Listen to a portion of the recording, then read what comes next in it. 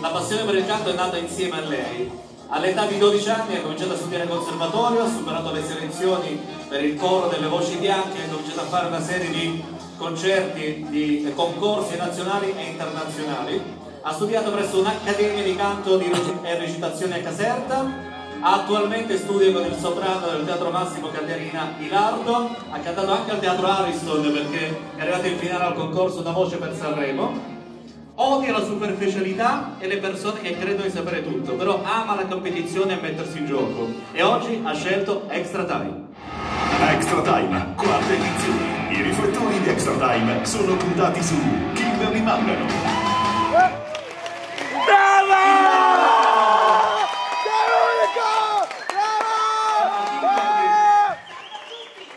Luca, anni 70? Già, comunque ho 18 anni. 18? Cosa hai detto? 19? Però, vabbè. La prossima settimana fai 19 anni. Allora, potessi averli io 19, ne ho 21, già mi peso. Certo, certo. Intanto io vi presento i musicisti del cast di Gattuso Musica. Non sperperate un applauso, non sprecate di tanto. Allora, la canzone, la prima delle due canzoni assegnate a Kimberly è una canzone di Mia Martini, molto intensa, scritta da Franco Califano.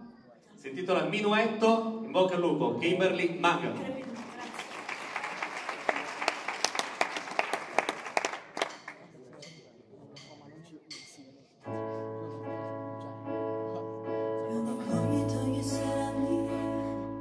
Un'attesa pare un'agonia, troppe volte vorrei dirti no e poi ti vedo e tanta forza non ce l'ho.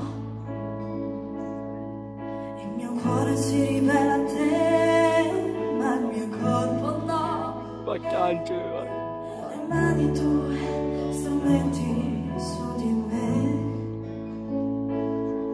piedi rigidi da maestro esperto quale sei, e vieni a casa quando vuoi, nelle notti più che mai, dormi qua, te ne vai, sono sempre fatti tuoi, tanto sai che qua su amare che ti